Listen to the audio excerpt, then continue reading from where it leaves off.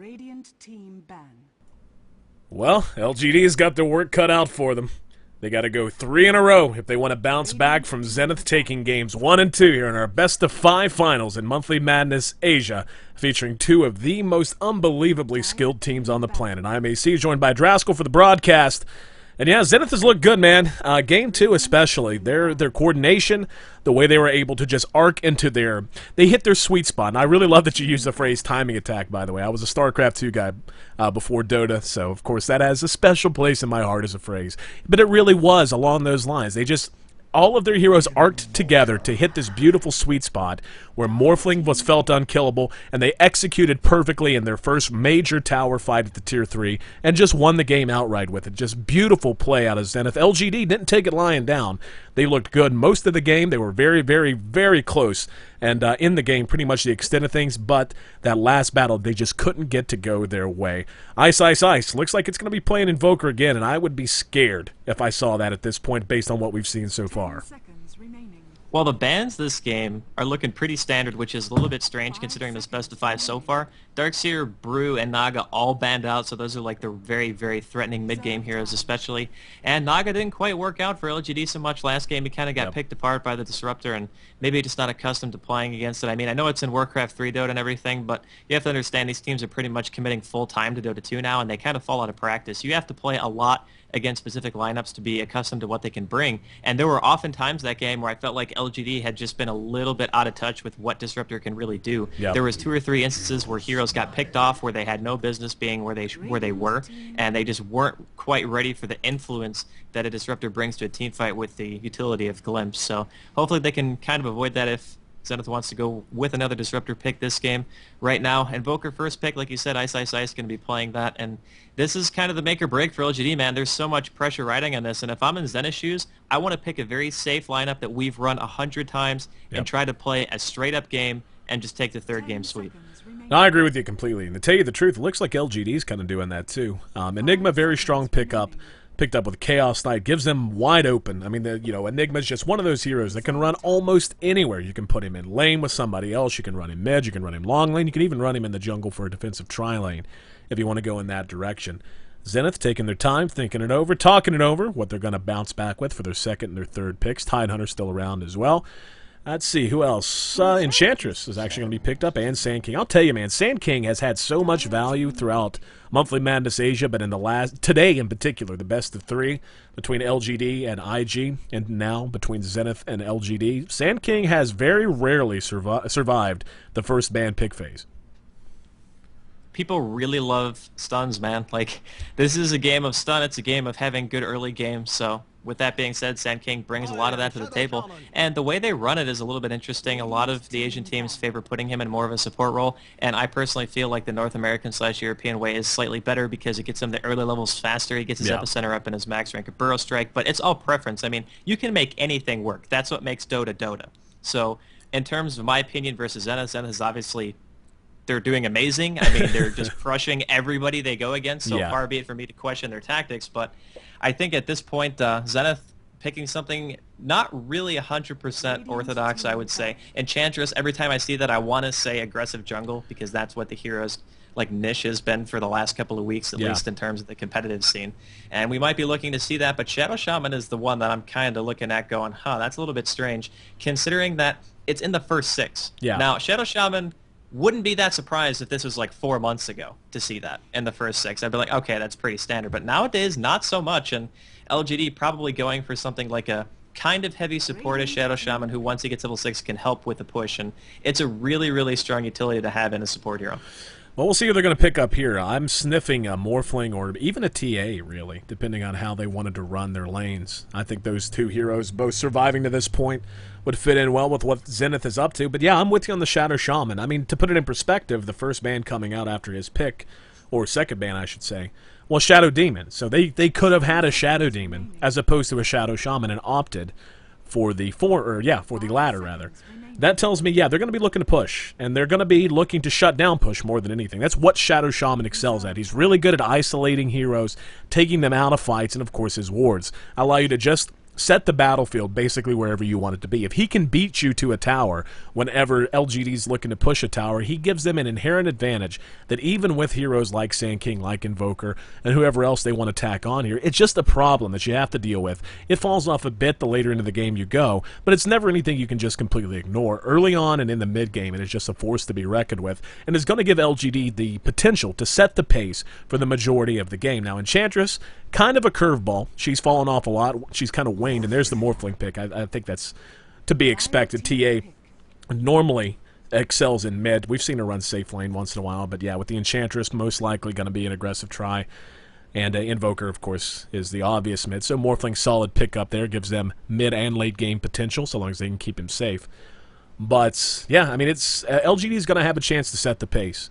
But with the Enchantress pickup, who is still picked and played fairly commonly, she has a chance to really take control of the game early. That's what Enchantress does. She is a good hero through most stages of the game in one way or another, but it's really during the later stages of the early game when she can really just crack a game wide open for her team.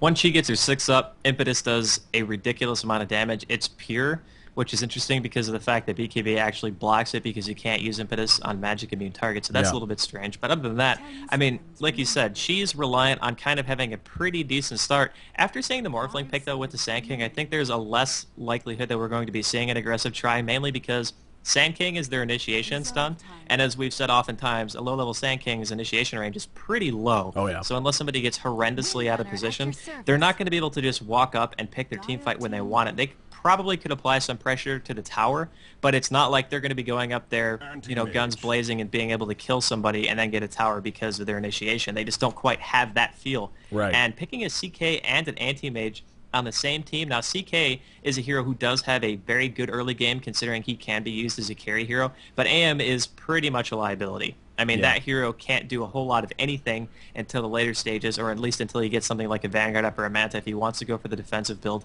And I think LGD has picked themselves a safe lineup because one of the semi-carries, like I said, CK, he still does bring something to the composition, but they're basically going to be 4-on-5ing for the first probably 15 to 20 minutes of this game, to say the least. And their lanes are strong, but are they strong enough to compensate for what Zenith's bringing to the table? That's going to be the question. Yeah, and taking a look at what they've picked out here, I think we're going to see what I would call a bit of a throwback lineup. If I had to guess, I think we're most likely to see just a good old-fashioned defensive tri-lane. We're going to see Morphling and Sand King in bottom with Enchantress, in bottom, hanging out in the Radiant side jungle, I think, with a long lane Windrunner and a solo Invoker. And that's a very typical sort of an approach. I don't know, actually, it's going to be a tri-lane, but if they maintain this look, it's going to be a safe lane Windrunner, as she's hanging out down near the bottom lane. So we got the combinations right, but that was pretty easy, or pretty obvious, to be honest. But either way, go ahead. I was going to say, this aggressive try, it seems weak to me. Because, again, typically when you do this, you want to have a ranged support hero who has good initiation range. You want to have something like a Crystal Maiden or even a Vengeful Spirit, because VS is great in this situation. You could use your Terror to scout out when people try to juke into the wood spots up north of the first-tier tower top lane. That's a really, really common juke spot that a lot of people abuse to be able to get away from stuff like this.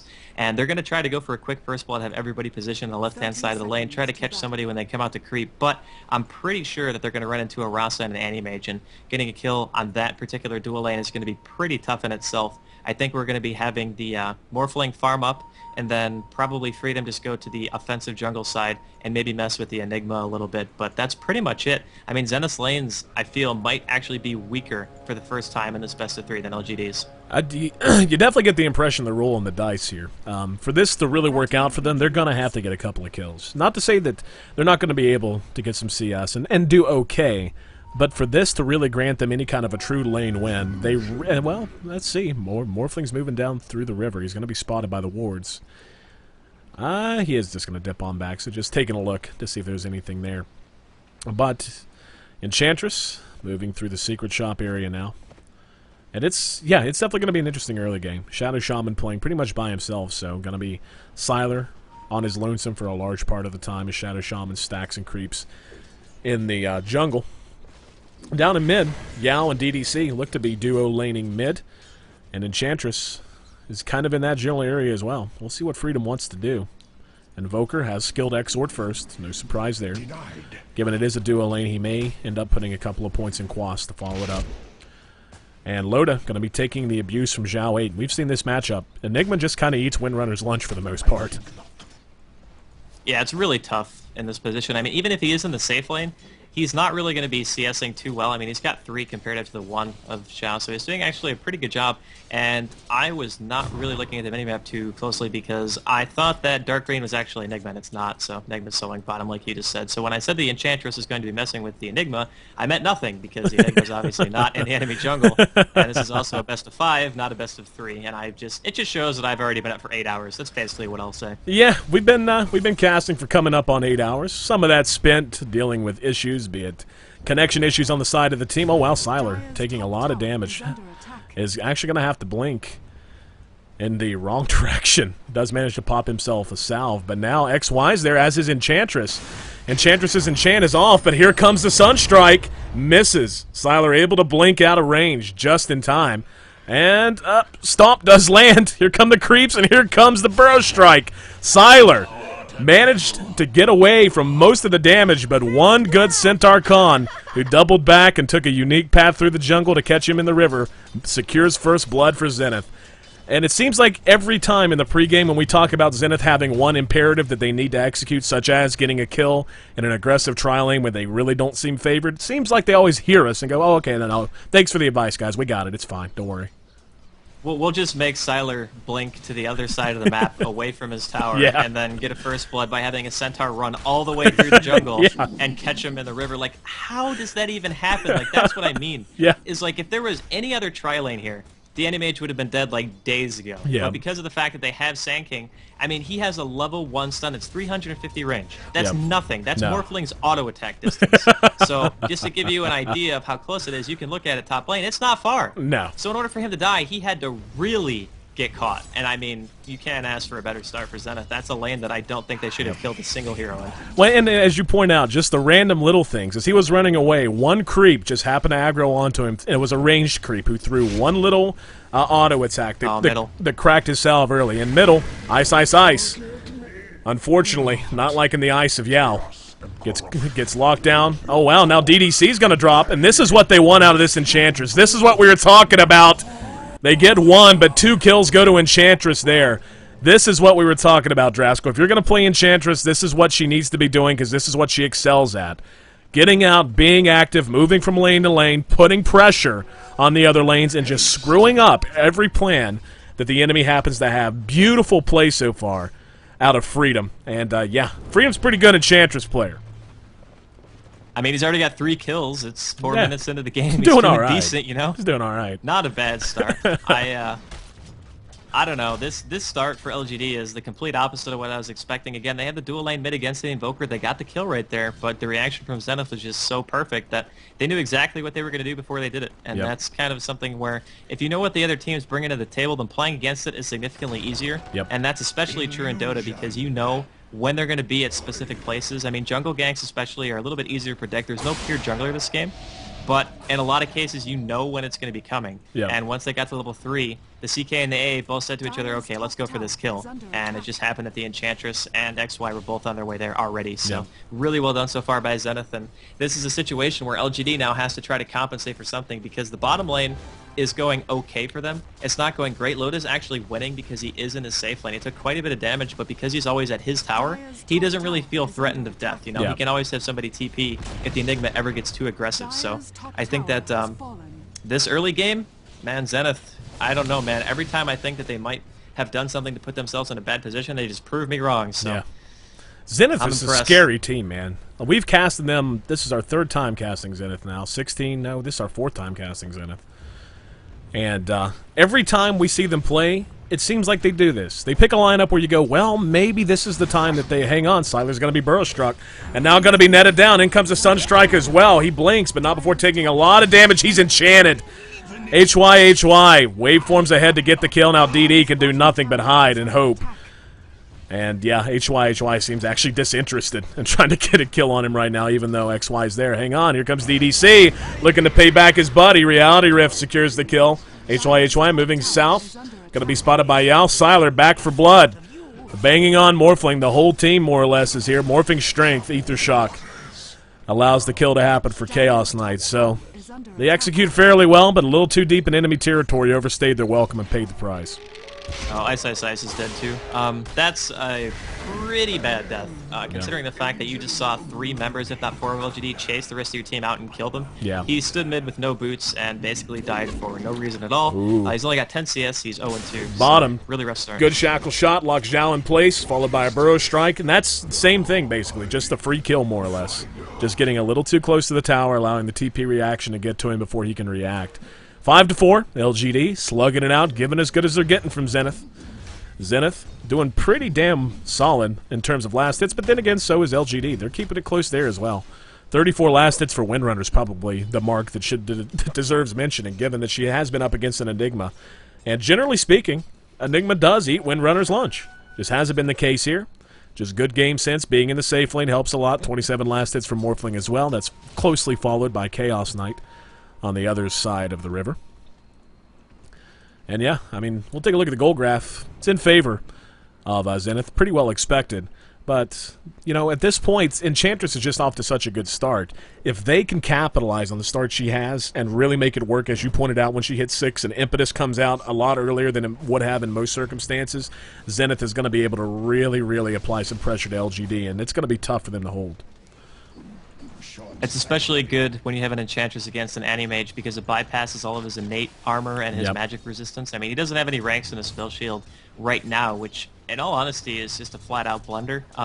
You want 1 rank of spell shield, period. It's 26% magic resist for 1 skill point. That's better than +2 stats, which is what he traded for it.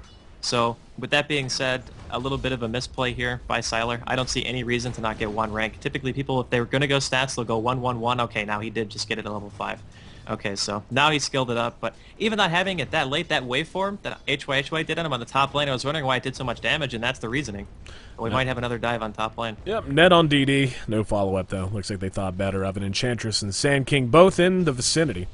HY playing very ballsy, way out in front near the tower. Just really not that scared of Sylar and DD down on bottom.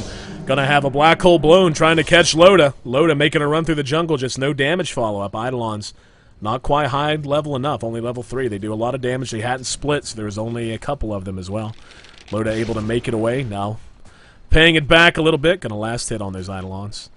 And Loda's just playing this solo lane Windrunner beautifully. That's all really needs to be said. I mean, it's what he's doing are things, it's not like he's changing the game. Like, these are things that are just a benefit of being in the safe lane as much as anything else. But aside from that, he's executing completely. Like, he's still leading in last hits. That's insane to me. 48 up at top. AA ulti comes in. DD, ooh, catches a Sunstrike. HY moves in. Here's a TP reaction from Zhao, however. Now the Malefice on Freedom. Freedom trying to heal himself up with Nature's Attendance. He is going to be able to out-heal the damage. Cole era. Oh, wow. Chaos Bolt comes from the south side, though. DDC got there just in time. Again, Haymaker for Haymaker. 6-5. LGD keeping it as close as they can. Ice now. Pressing on this mid tower. TP back down to bottom as Loda has a good creep wave. We'll see what he wants to do here. And for the second time in a row, Ice. No boots. Decides he's just going to hang out on the high ground and get killed. That can't keep happening. Yeah. You can't have your Invoker become a liability for your team. And he did recover a little bit, but in the last, I don't know, 4 or 5 minutes of the game, he's got 8 CS. And wow, Enigma might go down here as well. Oh, wow. HY sold out a little too hard there. I'm not sure. I mean, I guess it seemed like a free kill. He does manage to morph himself out of trouble. Very luckily could he do so, but even so, very risky maneuver there for a kill that didn't even happen. Zhao 8 is sent back. Limping, just a little south. Sunstrike very close, but not quite on the mark. We're all knotted up kill-wise. Gold graph tells a slightly different story. Gold about 2,500 in favor of the Radiant side, played by Zenith. Freedom, still not level 6, and to me, that's when I expect Zenith to really turn into the team that we have come to expect them to be. Whenever they feel like they have an advantage, they just roll with it, man. They are not ones that hang back if they feel like they can just go get the job done right now. And as soon as we see the impetus come out on Freedom, I think we're going to see a lot more aggression than we've even seen so far. And they've been playing pretty aggressive as is. Well, when you spend most of your time at your enemy's tier 2 before 10 minutes into the game, yeah, I think that's pretty aggressive play. And the funny part is they didn't even have jungle wards that whole time. They had one rune ward at the top river, and that's it. Yep. I mean, that's pretty ballsy move coming out from Zenith. They're just playing so aggressive this game because, I mean, they can throw away a game. Heck, they can throw away 2 if they really feel like they're confident and they can take another game off LGD when they want to. Not that I'm saying that they would, because that's pretty overconfident in my opinion. But when you have a lead like this, you don't really feel as pressured. Because you know you can lose one game pretty much and not have to sweat it too much. I think that they have to be a little bit careful, though, because we've seen LGD's comeback potential, man. If they watched the games against IG, maybe this game would have had a complete different feel to it. They would have been playing it much more seriously. And in that same note, I mean, Loda has had the start of a lifetime. I mean, he's got 65 CS at 11 minutes into the game. He's got his mech at 11 minutes. Like, what better start could you ask for? And the thing is, they're playing against heroes that rely on being able to burst you down, as it looks like AA is going to get a kill on Ice Ice Ice again in middle lane.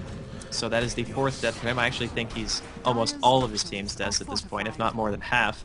So that's a little bit unfortunate, as it looks like Zenith and LGD both going to push. I just really hope Ice Ice Ice stops dying. Stops feeding. Use pub terminology. LGD loses their tier 1 bottom tower, looking like they want to try and force the issue here in mid. Ice Ice Ice has come back. We'll see how he wants to handle it. No points in Wex. Only Quas and Exhort. Another TP reaction coming in. They don't have a glyph to spin. Or did they? Never mind, they just spin glyph, that's why. But Zenith is going to pull back as well. Tier 2 pretty low. Sylar and HY were trading blows at top lane for a little while. But yeah, I mean, I'll tell you what's scary for LGD. With Loda having the start that he has, we were talking about how much they're going to want to capitalize on their mid-game potential. And, you know, 12 minutes in, 12, 15 minutes. Oh, hang on. Speaking of Loda, he's going to get caught out. Here comes a Sunstrike. AA ulti connects. Loda making a run for it. Let's see if he's going to survive. Yeah, he does. But the... you know, with the mid-game potential that Zenith is going to be able to bring to bear to begin with, you talk about that early of a mech, that makes it so hard to sustain any kind of team fight against this squad all now. DDC going to be locked down with the shackle shot. Good smoke up out of Zenith. He's down for 30 seconds. That's going to cost him a tower for sure. Enigma may want to try a black hole here. We'll see if he decides to. Wards are up on Rasta as well. He's been level 6 for a little while. Here comes another Sunstrike. That's going to miss just north. In the meantime, Epicenter still in the arsenal of Sand King, has not been spent. AA ulti is going to connect. Going to do damage to 2, force HY and Loda to head out. But still, another tower goes in favor of Zenith, who are just playing this very, very well. LGD is not making gigantic mistakes by any stretch. They now trail in excess of 4,000 gold, but it's not because it's like, oh, they just screwed up X fight. Again, it's just a case of Zenith doing all the little things right. Fundamentals, man. Getting the 3 towers, all first-tier towers are down, and they have a very systematic style of pushing. Like, they just went for every single outer-tier tower first. They didn't overcommit to the tier 2 that much top. I mean, it is quite low on health, and so is the one bottom because of the Enchantress and the Sand King pushing bottom, as we're going to see some action as well. Ice Ice Ice not having a good game. As good as he played Invoker the rest of the day, and this is, what, the 3rd or 4th time we've seen him play Invoker? He, today anyway, he's struggling, man. Let's call it what it is. Ice Ice Ice, who has been our MVP a number of times as Invokers, now 0-5-3. Accounts for 5 of his team's 7 deaths. So, unfortunately for him, just the target of a lot of attention. Zenith, though, still continues to hold the lead. Looking to change that. Oh, good shackle shot. It's going to catch 2. Power shot follow-up, just a little insult to injury. And Loda with a pro shackle shot. Not going to say they would have necessarily caught HY, but certainly helps to have Loda watching your back. It doesn't hurt to say the least. That was a really long shackle, too. It seemed like that might have been a little bit out of range. But you never know with shackles, man. That's the one ability in the game where you can really... It's like winning a lottery. Sometimes you get like a 45-degree angle shackle. Other times it looks like straight on. And they're right next to each other and just no dice, so... Hex on HY. He's already preemptively morphing strength. He's going to waveform away from the wards, now doubling back towards his team, which is smoked up. Shackle holds him in place. They're going to blow the black hole way too early on that black hole. And Zhao 8, I understand you want to kill your Morphling, but man, blowing the black hole, blowing the wards, blowing everything. when the rest of Zenith was more or less unaccounted for. And now, the rest of LGD, there, another good shackle shot, locks down DDC. And Yaon, look at the impetus damage, just melting down Ancient Apparition. 2-second Chaos Bolt, Reality Rift may be enough to kill Freedom, and it will be. Oh, wow, Yao still standing somehow. Siler going to be caught by another shackle. Forced to blink away, 4-second stun on Loda this time around. Sunstrike's coming in, not sure where it was aimed, probably at Siler. DDC, fought valiantly, doesn't matter. Just too much team fight coming out of Zenith. And Morphling locks down a double kill. And if there's any heroes you don't want getting kills right now, it's Morphling.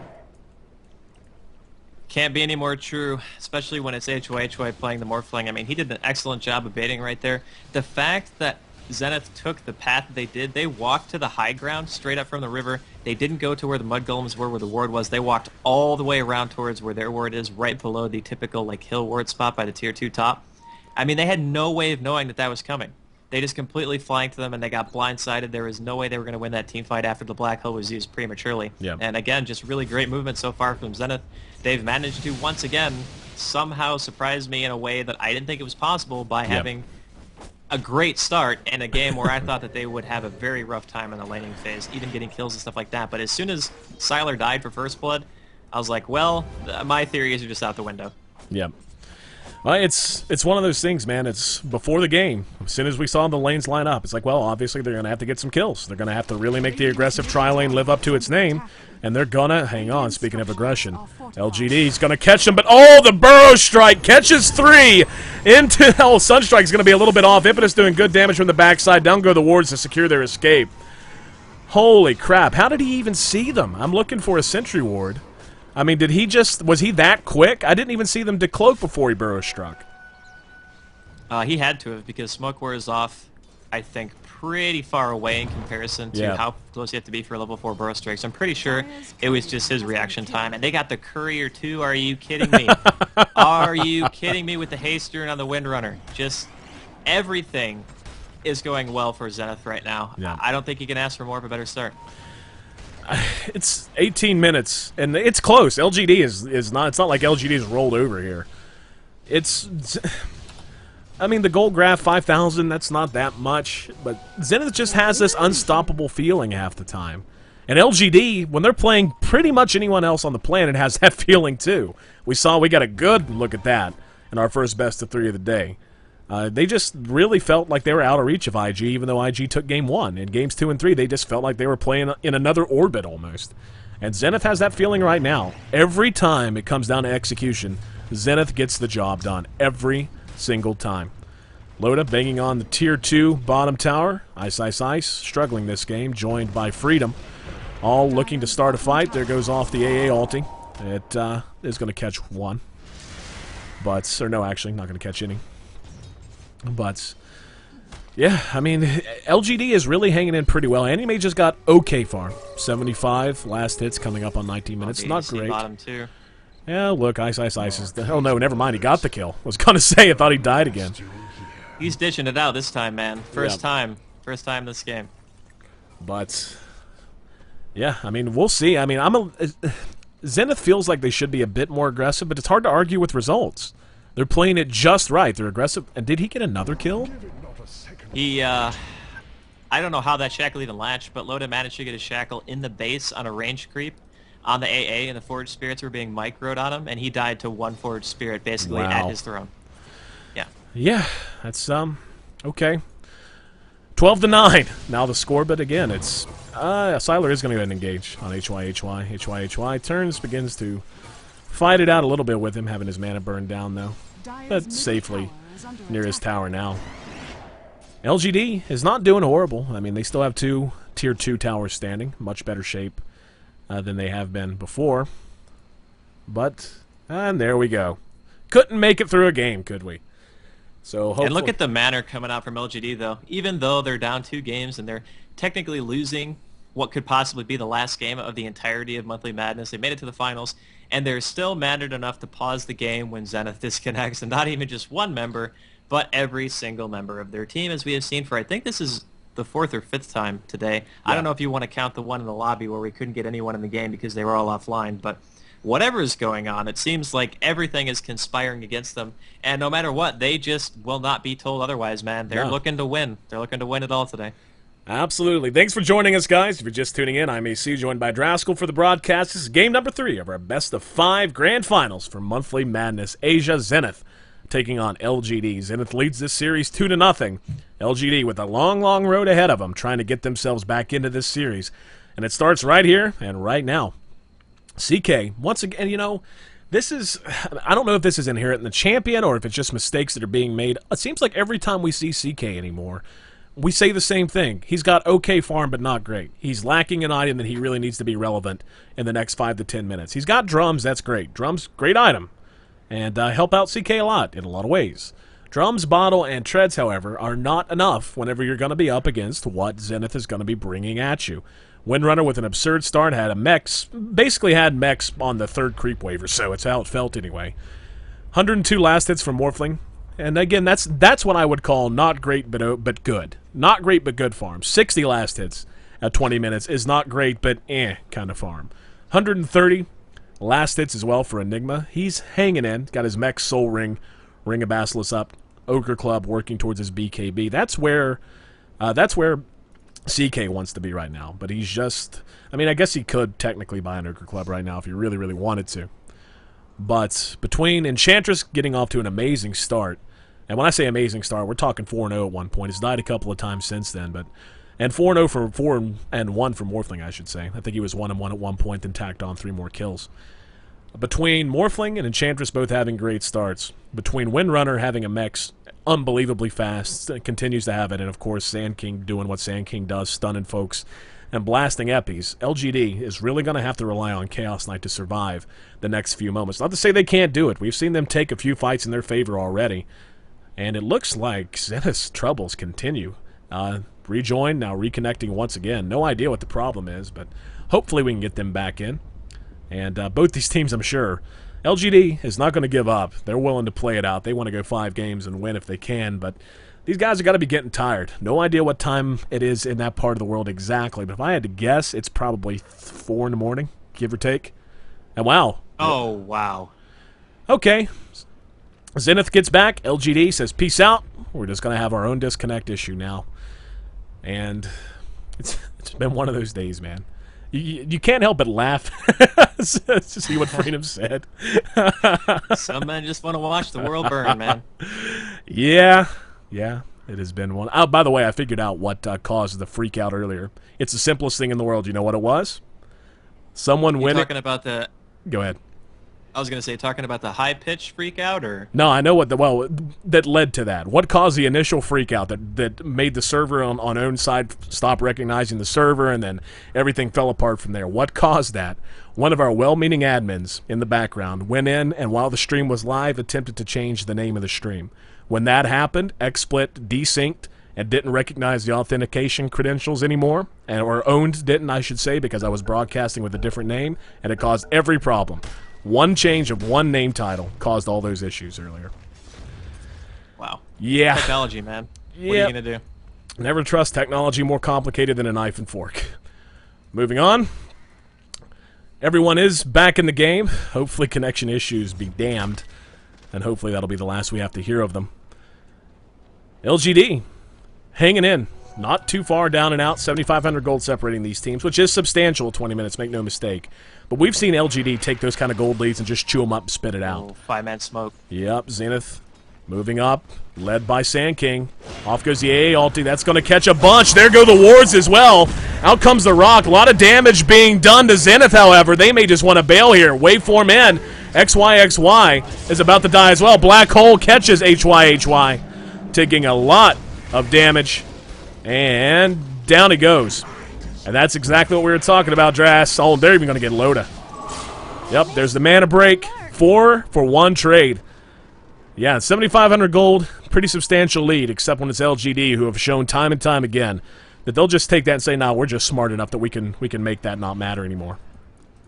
I think that Loda pretty much just summed up his frustration by drawing on the minimap. That's how I would feel after that team fight. I mean, he got reality rifted, and that was the worst possible situation for him to get drawn up to the high ground. So in that situation, why would you engage into that uphill with no sight? Yeah. Like, that's the one thing that I'm really questioning. Yeah, you had to smoke up, but it's nighttime. You're walking up into the high ground into potentially 5 heroes. You don't know how many are there. There's a Rasta on the team as well who put a really, really good set of wards down.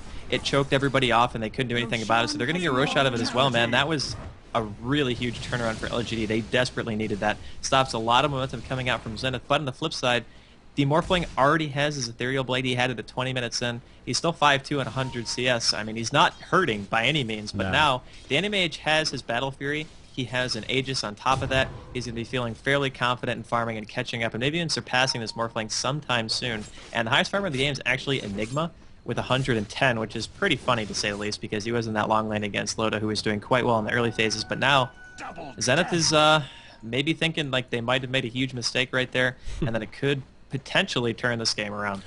Q Joe Bluth with his famous tagline. That's right. I referenced the rest of development. That's what we do here on itsgosu. LGD, as you pointed out, man, really has just turned their fortunes around. They weren't down and out, and that's exactly what we've come to expect from them. And it seems like they almost thrive in that kind of situation. Not to say it's like, well, it's not like they plan to be behind, but when they do get behind, they just excel as a team at taking that and going, okay, that's fine. Now we have our answer. All we have to do is punish them for the aggression that we suspect they're going to try to bring at us, given we are behind. And boy, did they punish it. Zenith, again, and it all begins and ends with the decision to charge uphill like that with no vision. I agree. Oh, hang on. Sylar, gonna be burrow struck. There's a good shackle shot. Can they drop him fast enough? They can. Aegis is gone. And this is a disaster. Sunstrike comes down there. He's actually going to blink away. Blinks to the south side. AA ulti is going to connect. Oh, wow. Actually going to connect and hit everyone on Zenith. So they suspect that LGD is here in force. See if LGD wants to try and engage. Loda with that Mex. Healing the team up. Allows them to get their gloves up for another bout if they wish to do so. LGD looks like they don't, pulling back towards mid. I don't mind the decision to play this a little bit passively. They just lost the Aegis for nothing, which kind of sucks, but hey, that's why you give the Aegis to the Anti-Mage in case something like that does happen. Instead of dying, he's still able to free farm in another lane. Right now, though, he has to try to get some kind of survivability because he's only 900 health right now. That's what Tranquil Boots kind of does to you. It's good for the early laning phase. It gives you mobility, survivability, extra armor, which is great, but you need effective HP. So you need max HP and armor on top of that, not to mention mitigation to ensure that you don't just melt like we saw him do last time. Yeah.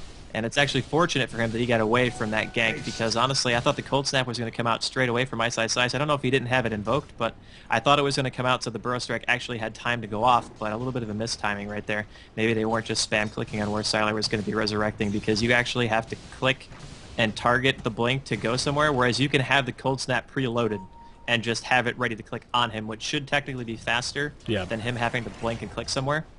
So unfortunately, they didn't get him twice, but they did get the Aegis, so that's good for Zenith. And they're still being the aggressors here with the Enchantress and... Ooh, Sylar Ice, Ice, Ice, just melts to the Ethereal Blade combined with a Burrow Strike and a Sunstrike. Beautiful coordination there out of Zenith. And that just shows you how high a level these teams execute on. That's an Anti-Mage that can blink out at any point.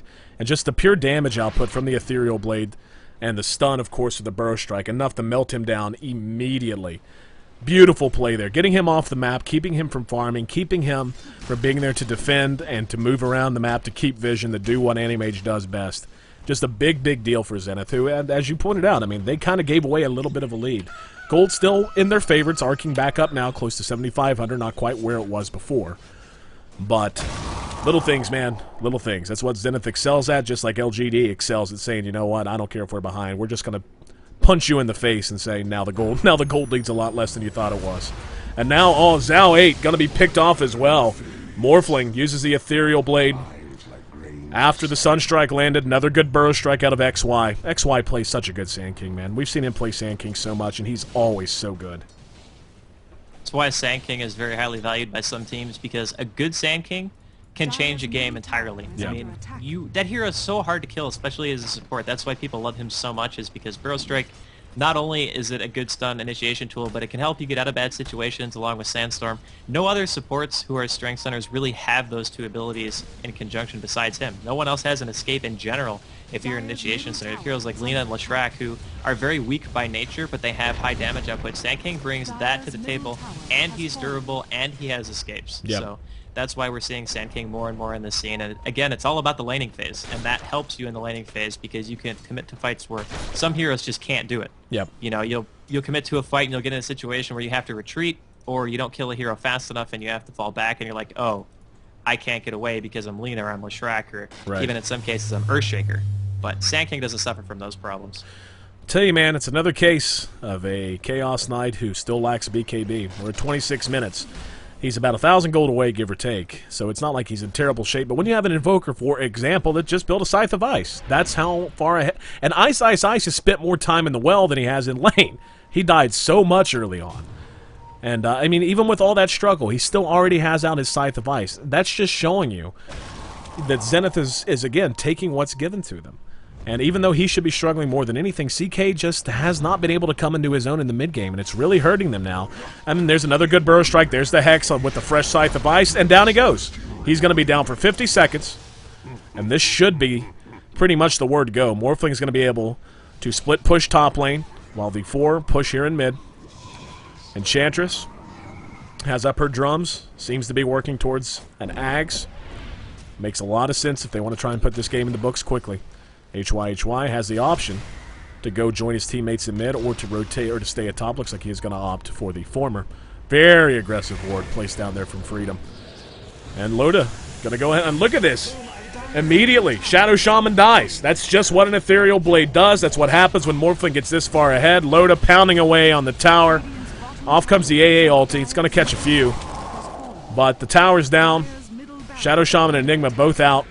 CK, just, I mean, he pops the Phantasm. He's going to be looking to isolate one of these heroes. And they're going to catch Ice once again. Poor guy, just losing the lottery there. But they take the tower down. It's now a naked lane. Melee racks very, very close to death. Zenith may even double back now. Out the BKB is gone. Their BKBs have been popped. Sylar hit with the shackle, doesn't latch. Ethereal Blade is off a cooldown. See how aggressive HY wants to be. Looks like they're just going to go ahead and bail out now. We'll see what they decide to do. Roche still a few moments away from spawning, so can't do that. Just going to go continue to farm up. He's already got a Yasha, so rushing out that Manta. They're kind of just flexing their position at this point. I mean, Zenith is sitting outside of enemy base, picking off poor Enigma, man. He died in the bottom lane instantly. Yep. Then he was dead for about 50 seconds, resurrected, walked outside the base 2 feet, and died again. Like, you can't really win if you're Enigma in this particular game. He's 0-4. He just hasn't had the start that he's really been looking for this game. And he does have his BKB up, so he should be able to get some decent black holes off, assuming that Zenith ever gets in a position where he can get more than 1 or 2 heroes, which is going to be tough, to say the least, because a lot of their heroes don't really have to be close to each other to really do what they're supposed to. Invoker, Enchantress, Windrunner, all ranged heroes, obviously. Morphling is not really considered a fully fledged range because it's only 350, and obviously Sand King's not ranged at all, but he's going to be in the fray where everyone else is going to be standing quite far from the rest of the fight. So it's going to be really, really tough. They're going to have to rely on Zenith to make a mistake, and this has pretty much been the story of this entire best of 5. Is it seems like LGD has always been relying on Zenith to make a mistake in order to come back, because their early games have just been so good that LGD can never recover. Yeah. And LGD, I mean, again, they've held their ground, and there was a mistake made by Zenith. One of the bigger mistakes I've actually seen Zenith make in a game, in charging uphill and losing that fight big time. But since then, they've been pretty solid. Sylar is going to blink away, and there's the Hex. Sunstrike coming down. Here comes the Rock as well. Sylar is going to be able to blink to safety. Here comes CK. DDC wants to fight. BKB is popped. LGD making their stand. BKB up on Enigma as well. Ice locked down. Loda blows the mech, trying to keep everyone alive. Shackle Shot hits but doesn't latch. 4-second Chaos Bolt. Here comes the pain. Epicenter Burrow Strike. XY gets it off. Now the black hole lands. Too little, too late. 3 for Nils the trade. Morphling gets a double kill. Still standing, still fighting. They're going to be able to rotate down. That's GG. And yeah, called by Zhao 8. Zenith showing why they are one of the best teams on the planet, one of the most highly favored teams on the planet, and why Anyone who knows Dota thinks they've got a hell of a chance to win the International 2 in about 30 days. They go 3-0 over LGD and walk out of Monthly Madness Asia, our first-place champions. Unbelievable performance today. I mean, what else can you say? They didn't drop a game. Yeah. They 3-0'd one of the best teams on the planet in LGD, and we just saw LGD come back from an 0-1 to a straight 2-0 to beat IG in the semifinals right before this. So it's not like we got into this game and we thought LGD was just the underdog. LGD is a great team. LGD put up a heck of a fight, and props to them for making it this far in the tournament. Unfortunate that they ended up getting knocked out in the manner that they did. I think a lot of people maybe wanted to see more games, looking at a 4 or 5 game potentially for this. I thought so at least, but Zenith was just not having it. I mean, barring the connection issues that some teams had, mostly Zenith today, and all the problems that kind of cropped up. Really appreciate everyone that watched, and congratulations to Zenith for one of the better performances I think I've ever seen, and a best of anything versus any team. Like, they just showed how dominant they are. Can anybody beat this team? That's what I want to know. Because after watching them play, how little mistakes they actually do make, and how little they give their enemies opportunities to capitalize on them when they do make the mistakes, it's scary to watch. It is, literally.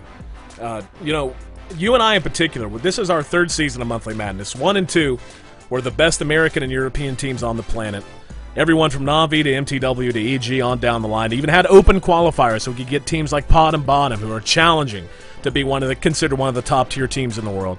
We've casted all those teams. I can say with confidence, and no disrespect to any of the teams that have participated in this tournament or any other tournaments, I don't know that I've seen performances put on quite as consistently with as much true lethality as Zenith has showed us over the past 3 weeks. It has been a crazy ride through Monthly Madness Asia, but it's been a ride that Draskell and I have been honored to take with you, the viewers. I'm AC, that's Draskell. Monthly Madness Asia is in the books. Zenith walks out 3-0 over LGD. They're going to take home the first place prize, walk out our first Monthly Madness Asia champions. And all of the action brought to you by our fantastic sponsors, Raid Call, Razer, Own 3D TV, NOS Energy Drink, and of course, itsgosu.com. Again, we apologize for the issues today. Some on our end, some on the team's end. Either way, if you tuned out, I feel sorry for you. If you're watching this on a VOD, that's great. We're happy to have you watching the VODs. But damn it, you should have stuck around because it's been some crazy, crazy Dota. I'm AC. You can find me on Twitter at AC, at AYESEE. And Draskell, where can they find you, brother? They can find me on Twitter as well at Draskell, DRSKYL, and the other streaming channel at NeoDota. I'll be casting ECAL playoffs coming sometime soon, I think, actually this week.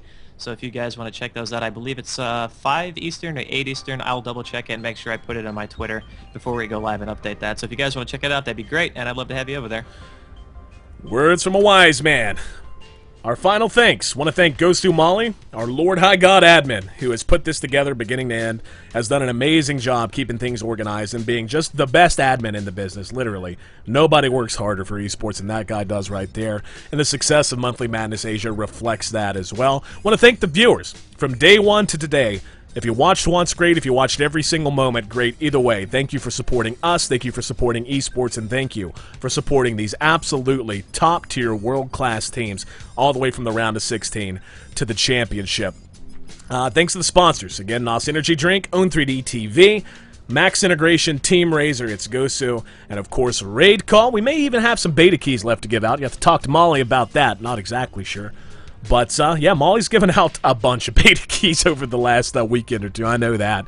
We had about 50 or so to give out, and the majority of them have probably already been given. But if you're still looking for one, hey, toss a message up in the chat, or you can just go to itsgosu, find out how to join our Raid Call channel, and ask there if there are any extras. I'm sure Molly will be willing to hook you up. It's in the books, and I have no idea what we're going to be doing next. I'm not going to lie. Monthly Madness is a name we've tried to build. We've built up through Monthly Madness Season 1, Season 2, now Monthly Madness Asia. Maybe we'll do something different. Maybe we'll have another Asian tournament. You'll be finding out in the next week or two. Either way, the International #2 heading your way in just 4 scant weeks. If you happen to be there, you're going to be able to say hi to Draskell and I, as well as all of the amazing players. And again, just to restate it, Monthly Madness Asia, our Final Four teams, all of which are invited to the International. That's how mind-blowing the competition in our tournament has been, Draskell. I can't really believe how good that tournament or this tournament was. I mean, the semifinal games alone were enough to make me satisfied. Like, okay, if these were the best games I saw, I would have been okay with that. Yeah. Today, I was just blown away by the performances of LGD and Zenith both. I mean, you got to keep in mind, LGD came into this today, the underdog, just losing one game straight off to IG, and it wasn't just a loss. It was, like, pretty harsh. Yeah. So, coming back, making it to the finals, again, props to them. I mean, it really, really sucks going out in a 3-0, but I wouldn't feel shamed, man. Zenith is just a monstrous team. Yeah. And Zenith has made the case for why they should be a favorite heading into the International number 2. Any final thoughts, Draskell?